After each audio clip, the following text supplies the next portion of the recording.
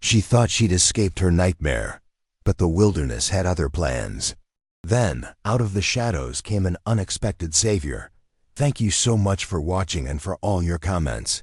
Let me know at the end if you liked the story, and where you're watching from, and why you're following this. Elizabeth Harper stared at the bruise forming on her wrist, a purple shadow against her pale skin. Another mark to hide beneath long sleeves despite the summer heat in Boston. Her husband Thomas, once charming and attentive, had become increasingly hostile over their 5 years of marriage, his gambling debts mounting alongside his temper. "You're worthless," Thomas had spat earlier that evening, his breath heavy with whiskey. "If not for your father's money, I'd have been rid of you years ago." Elizabeth winced at the memory as she packed a small valise in the dead of night, her hands trembling. She'd endured enough. When Thomas had passed out drunk, she'd taken the opportunity to collect the deed to their house, one of the few properties still in her name, along with the cash she'd secretly saved over months. Her plan was desperate but necessary. The grandfather clock downstairs chimed 3 times as Elizabeth penned a brief note. "I've gone to visit my cousin Martha. Don't expect me back soon." A lie, but it would buy her time. Martha had died 2 years prior, but Thomas, in his self-absorption, had forgotten. Dawn broke as Elizabeth boarded a westbound train. The station was nearly empty, fog hanging low over the tracks like a protective veil. She wore her plainest dress, a bonnet pulled low to shield her face. With her wedding ring sold the previous week, she had enough money to start anew somewhere distant. "Ticket to Chicago, please," she told the clerk, choosing the busiest hub where she could disappear into the crowd and make further travel arrangements. The train lurched forward, steel wheels grinding against rails. Elizabeth watched Boston shrink in the distance, her heart racing with both terror and strange exhilaration. She had arranged for a lawyer to sell the house and forward the funds to a bank in Denver under her maiden name, Blackwood. Thomas would be furious when he discovered her deception, but by then, she would be beyond his reach. "First time traveling alone, ma'am?" asked an elderly woman seated across from her. Elizabeth nodded, adjusting her gloves to hide her bruised wrist. "Yes, quite an adventure." "Be careful out west," the woman warned. "It's not like the eastern cities. The territories can be lawless." "Perhaps that's exactly what I need," Elizabeth whispered, more to herself than her companion. "A place where the past can't follow." For 3 days, Elizabeth traveled westward, changing trains in Chicago as planned. She purchased maps and guidebooks, studying them by lamplight in her hotel room. The Montana Territory called to her remote enough to hide, yet developing enough to offer opportunity for a woman alone. In Denver, she withdrew the money from the house sale. Thomas had always underestimated her intelligence, never suspecting she understood business matters. The bank clerk eyed her suspiciously, unused to women handling such sums. "Your husband permits this transaction, ma'am?" he asked. "My late husband made provisions," Elizabeth lied smoothly. "I'm a widow traveling to join my brother's household." The clerk's expression softened with pity. "My condolences, Mrs. Blackwood." Elizabeth purchased supplies, practical clothing, sturdy boots, a small revolver she scarcely knew how to use, but felt safer owning. The stagecoach to Helena would be arduous, but each mile increased the distance from her past life. The journey proved more difficult than anticipated. The coach broke an axle 2 days into the Montana Territory, stranding passengers at a small way station while repairs were made. 3 days at least, the driver announced apologetically. Elizabeth, restless and anxious about delay, made a fateful decision. A trader was heading northwest with a small wagon train. "I can take you as far as Fort Benton," he offered when she inquired. "For a fee, of course." Against better judgment, Elizabeth joined the small caravan. But the trader's maps proved outdated, and a late summer storm disoriented the group. When they made camp near a river crossing, Elizabeth awoke to find the wagons gone. Whether by mistake or deliberate abandonment, she would never know. Alone in the vastness of the Montana wilderness, Elizabeth wandered for 2 days, rationing her dwindling supplies. The landscape, beautiful but merciless, stretched in every direction. By the third day, her water was gone. Hunger and fear clouded her thinking as she stumbled through a meadow, her fine boots shredded by rocky terrain. "God help me," she whispered, collapsing beneath a cottonwood tree as the sun began to set. The distant howl of wolves carried on the wind as darkness crept across the land. Elizabeth drew her knees to her chest and wept, not for the husband she'd fled, but for the freedom she'd never truly taste. Akecheta rode silently through the gathering dusk, his senses alert to every sound and movement in the surrounding landscape. A respected warrior of the Cree people, he had been tracking a small herd of elk for 2 days, far from his band's current encampment. The hunt had taken him deeper into contested territory than he'd intended, where not only rival tribes but white settlers and military patrols presented danger. His people needed the meat before the harsh winter arrived. The past year had been difficult, with American soldiers increasingly encroaching on traditional hunting grounds and forcing native peoples onto smaller territories. Akecheta, at 35 winters, had witnessed the changing world with growing concern. The wind shifted suddenly, carrying an unfamiliar scent. Akecheta reined his painted horse to a stop, his dark eyes scanning the terrain ahead. Not elk, human, and not of his people. He dismounted silently, tethering his horse to a low branch before advancing on foot. Years of hunting had taught him to move with the stealth of a mountain lion, each step calculated and noiseless. As he crested a small rise, he spotted the source of the disturbance, a white woman huddled beneath a cottonwood tree, her clothing torn and dirty, her body shaking with sobs. Akecheta's first instinct was to retreat. White women meant white men nearby, and white men inevitably meant trouble. But something held him in place. The woman was clearly alone and in distress. Even from a distance, he could see she was ill-prepared for the wilderness, her inappropriate clothing and lack of supplies suggesting she hadn't planned to be here. "Once you kakapi," he muttered to himself. Lost one. The decision before him was complicated by history and experience. His people had suffered greatly at the hands of white settlers, yet the Cree ways taught that one's character was revealed in how one treated those in need. After a moment's hesitation, Akecheta approached, making enough noise with his footsteps to alert her to his presence without startling her unnecessarily. Elizabeth's head snapped up at the sound, her tear-streaked face transforming from despair to terror as she scrambled backward against the tree trunk. "Please," she gasped, raising her hands defensively. "I have nothing of value." Akecheta stopped several paces away, raising his empty palms to show he carried no weapon. "You are lost," he said in English, his accent thick but words clear. Trade with white trappers and occasional interactions with government agents had given him a working knowledge of their language. Elizabeth stared at the tall man before her, his long black hair adorned with a single eagle feather, his buckskin clothing and moccasins marking him unmistakably as native. Stories of Indian attacks had filled Boston newspapers, fueling Eastern fears. Yet the man before her made no threatening moves. "Yes," she admitted after a long moment, "the wagons. They left without me." Her voice cracked with thirst and exhaustion. Akecheta reached slowly for his waterskin, extending it toward her. "Drink," he instructed. Elizabeth hesitated only briefly before desperation overcame fear. She accepted the waterskin, drinking deeply of the cool water within. "Thank you," she said, wiping her mouth with the back of her hand, a gesture of impropriety that would have scandalized her former social circle. "Night comes," Akecheta observed, glancing at the darkening sky. "Not safe here. Wolves hunt soon." Elizabeth shuddered at the thought. "I don't know where to go. I've been walking for days." "No settlement close," Akecheta informed her. "Fort Benton, maybe 4 days' ride." He studied her condition critically. "You will not survive alone." The blunt assessment struck Elizabeth with its truth. Pride and propriety seemed meaningless concerns against the reality of death by exposure or predators. "Will you help me?" she asked directly, surprising herself with her boldness.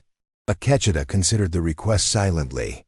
Bringing a white woman to his people's camp would create complications, yet leaving her to certain death violated everything he believed about honor and courage. "I will take you to safe place," he finally decided. "Tomorrow we decide more." Relief flooded Elizabeth's face. "My name is Elizabeth," she offered, then hesitated before adding, "Elizabeth Blackwood." Her husband's name died with her old identity. "I am called Akechida," he responded. "It means fighter in your tongue." He helped her to her feet, steadying her when she swayed with weakness. "Can you ride?" he asked. It's been many years," she admitted. "You will ride with me then," he stated matter-of-factly. "We make camp soon." "Not here." As dusk deepened around them, Akechida led Elizabeth to where his horse waited patiently. With efficiency born of necessity, he helped her mount before swinging up behind her. Elizabeth sat rigidly at first, uncomfortable with the proximity to this stranger.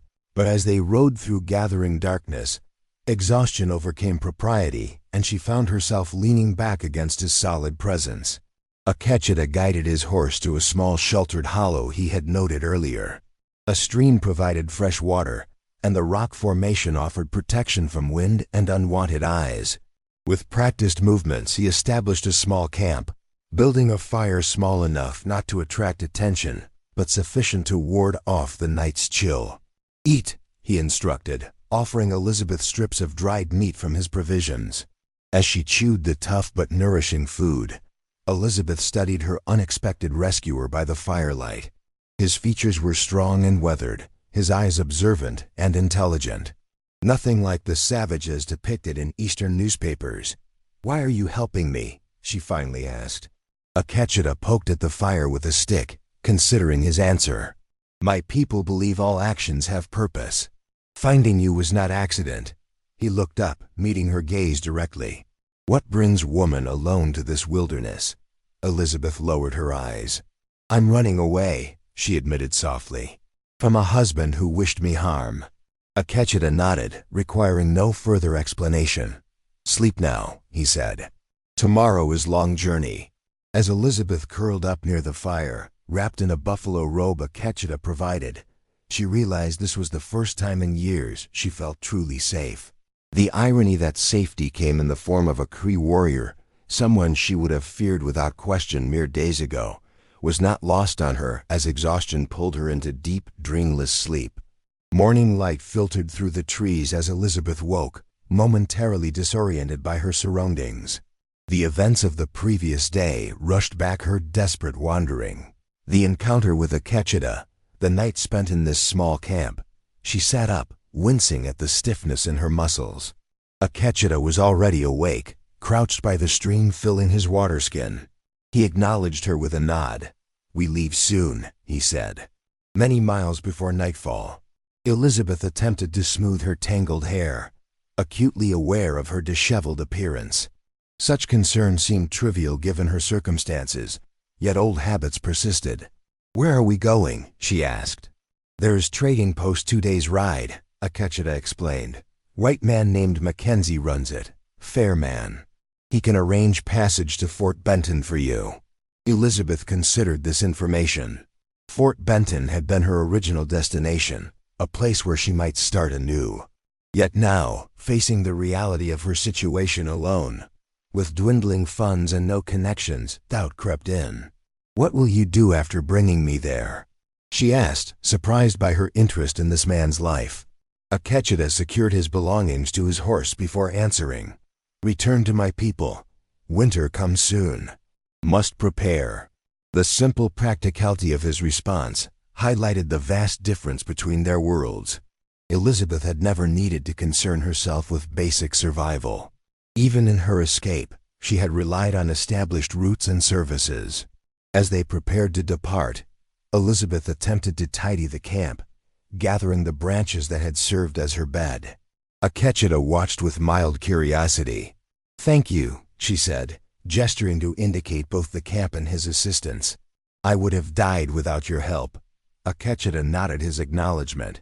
Many whites would have passed by. Or worse. The unspoken truth hung between them, that the dangers for a native Man helping a white woman were considerable in these territories. Elizabeth realized the risk he had taken. They traveled steadily through the morning, Elizabeth again riding double with Akecheta. The initial awkwardness of their physical proximity had diminished with necessity and familiarity. As miles passed beneath the horse's hooves, Elizabeth found herself studying the landscape with new eyes, noting the sources of water, edible plants that Akecheta occasionally pointed out, landmarks that might guide a traveler. "How do you know which way to go?" she asked during a brief rest. "There are no roads, no signs." Akecheta looked at her with mild surprise. "The land speaks. Sun tells direction. Mountains show the way." He gestured to the distant peaks. "My people have traveled these territories for generations."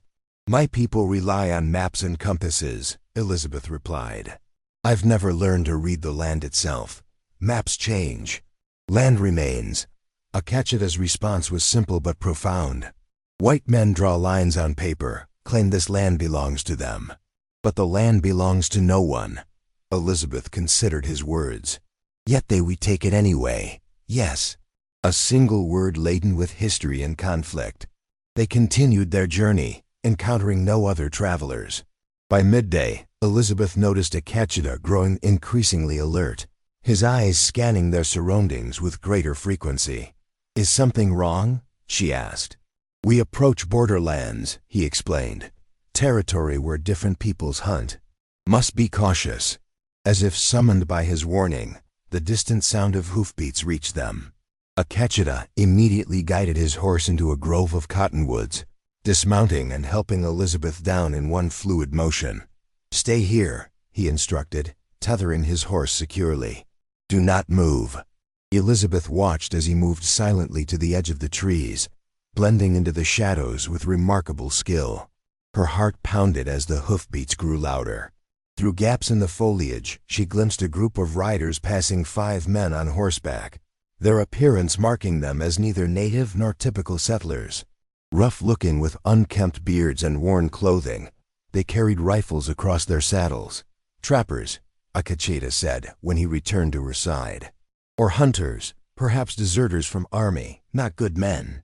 "How can you tell?" Elizabeth whispered, though the riders had already passed beyond earshot. "The way they sit horses. The eyes, always watching for what they can take." Akecheta's expression darkened. "They would not help woman alone. Better they do not see you with Cree warrior." The implication was clear enough. Elizabeth shuddered at the thought of what might have happened had these men found her instead of Akecheta. "We wait until safe," he decided, settling beside her in the concealing undergrowth. As they waited, Elizabeth found herself sharing more of her story, her unhappy marriage, Thomas's gambling and abuse, her desperate plan to escape. Akecheta listened without judgment, occasionally asking questions that revealed his keen understanding of human nature. "Your husband," he said when she had finished, "values possessions more than persons.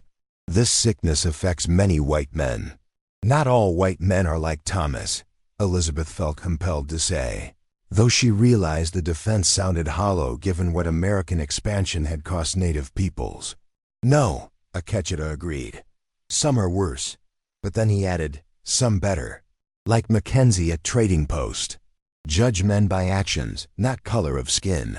When Akecheta deemed it safe to continue, they resumed their journey, taking a more circuitous route to avoid another encounter with the riders. The detour added miles to their journey, and dusk found them still far from their intended stopping point.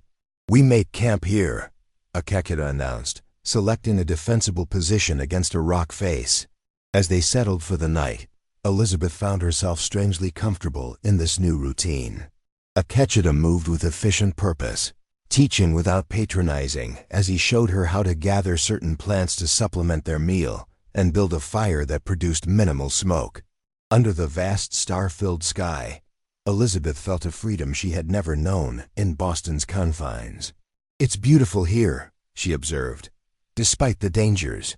"Beauty and danger often walk together," Akecheta replied, "like life and death. Cannot separate." "Your English is very good," Elizabeth noted. "How did you learn?" Mission school is boy, he answered, his tone neutral. Then trading. Listening. Must know enemy's words to survive. Am I your enemy? The question slipped out before Elizabeth could consider its implications. Akecheta studied her face in the firelight. Enemy is one who wishes harm. You wish no harm. The simple truth of his assessment moved Elizabeth unexpectedly. In Boston, relationships were masked by social conventions and false courtesies. Akecheta's directness was refreshing, yet challenging. What will you do in Fort Benton? He asked. Woman alone faces difficulties. Elizabeth had asked herself the same question repeatedly. I have some money, she said. Perhaps enough to establish a small business, a shop or boarding house. The plan sounded precarious even to her own ears. Winter comes soon, Akecheta reminded her.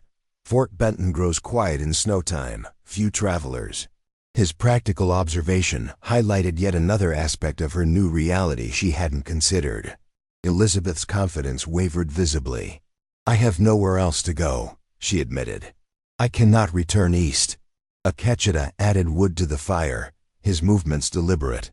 There are choices always, he said. Sometimes we cannot see them until path changes. As night deepened around them, Elizabeth found herself wondering what choices might yet reveal themselves on this unexpected journey. For the first time since fleeing Boston, the future seemed not merely a desperate escape, but a road with genuine, if uncertain, possibilities. Dawn broke with unexpected fog shrouding the landscape. Akecheta studied the mist with concerned eyes. Weather changes, he observed. Storm comes from mountains. Elizabeth glanced at the heavy clouds gathering on the horizon. Will we reach the trading post before it hits? If we ride hard, Akecheta replied, already packing their minimal camp. Mountain storms dangerous. Bring snow early sometimes.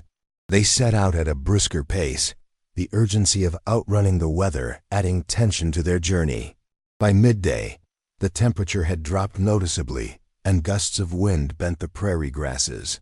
Elizabeth huddled closer to Akecheta's warmth, grateful for his solid presence. There, Akecheta finally said, pointing to a thin line of smoke rising in the distance. McKenzie's trading post. Relief flooded Elizabeth, though mixed with an unexpected reluctance. Their arrival meant the end of this strange interlude with Akecheta, a return to the world of white settlements and its complicated realities. The trading post materialized gradually through the mist, a sturdy log structure with smaller outbuildings surrounded by a wooden palisade. As they approached, a man emerged from the main building, rifle in hand. State your business, he called out, then paused as he recognized Akecheta. Well now, didn't expect to see you before the first snow, friend. McKenzie, Akecheta greeted with a nod. Found lost one. He indicated Elizabeth. James McKenzie, a barrel-chested man with a graying beard and weathered face, assessed Elizabeth with surprise. Ma'am, he acknowledged, lowering his rifle. You're a fair way from anywhere civilized. She needs passage to Fort Benton, Akecheta explained as he helped Elizabeth dismount.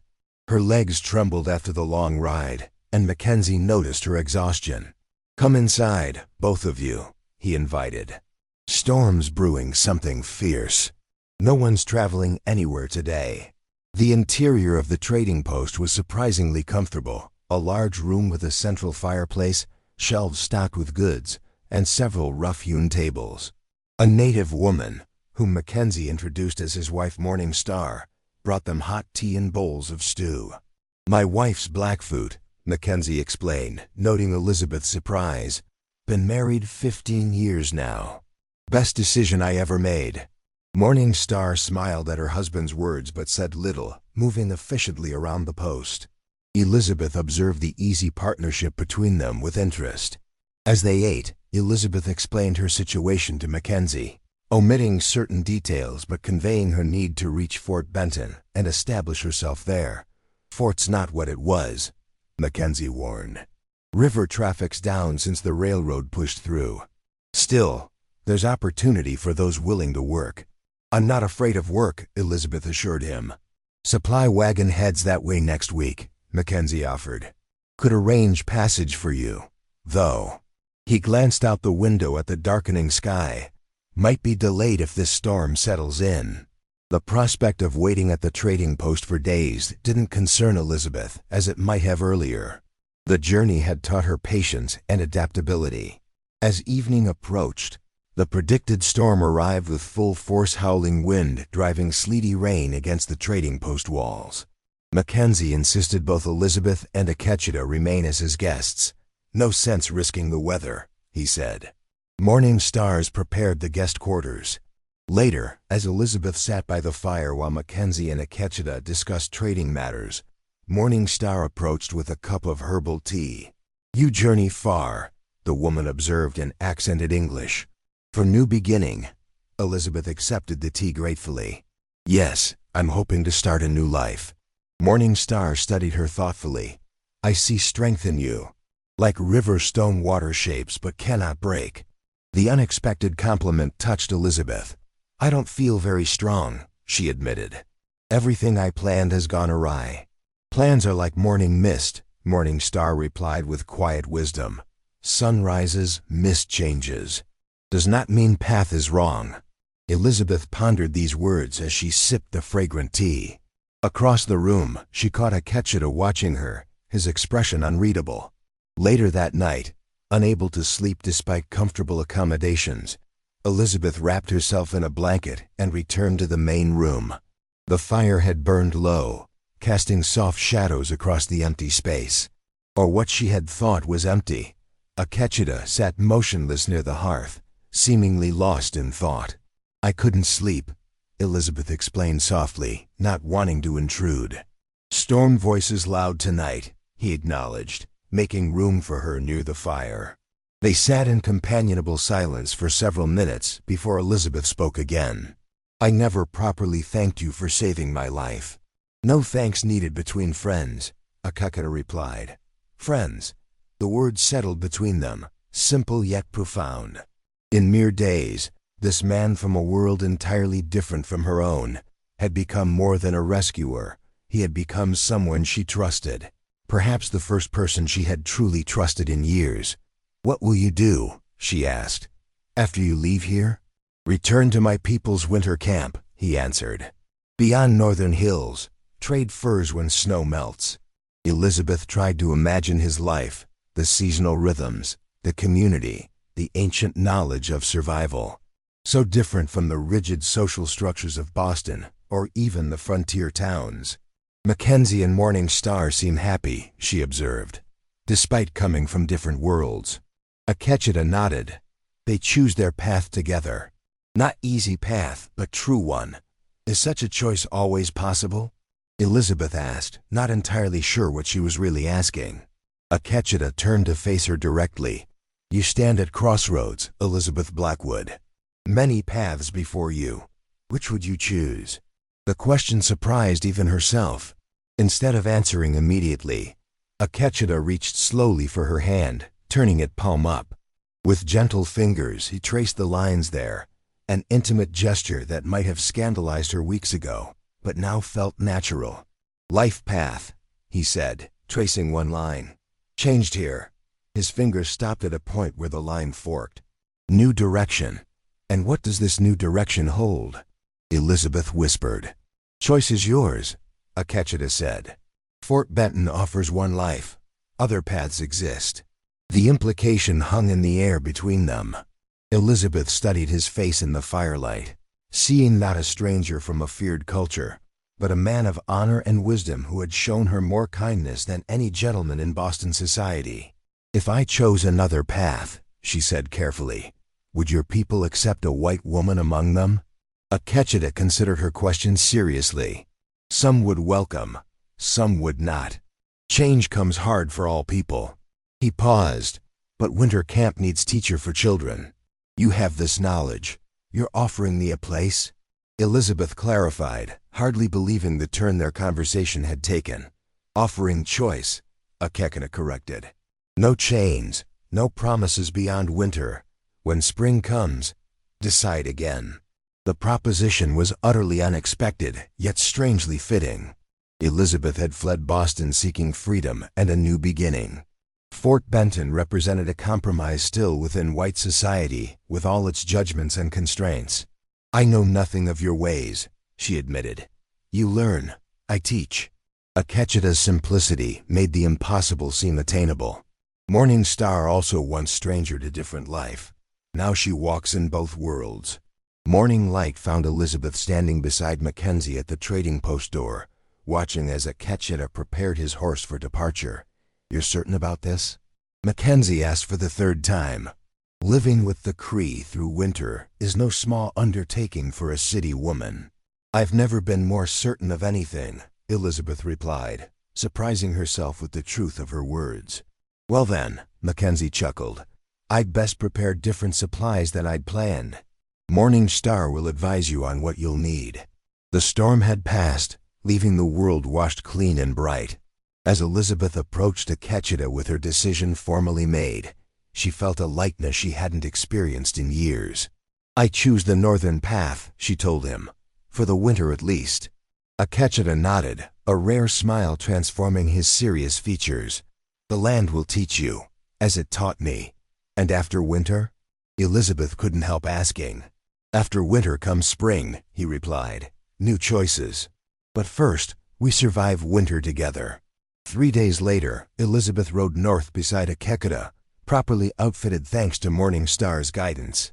The trading post had disappeared behind them, and Fort Benton lay in the opposite direction. A possibility deferred, but not abandoned. Elizabeth touched the small journal in her pocket, her one concession to her former life. In it, she had written, "I came west seeking escape and found instead a door to a world I never imagined. Whatever comes, I choose this path freely, with open eyes and heart." As they crested a hill, Akecheta pointed to distant smoke signals rising against the clear sky. "My people welcome us," he said. Elizabeth straightened her shoulders, facing the unknown future with newfound courage. The woman who had fled Boston in fear had vanished, replaced by one who rode willingly into a different life. Whether for a season or longer remained to be seen. But for now, the choice itself was freedom enough.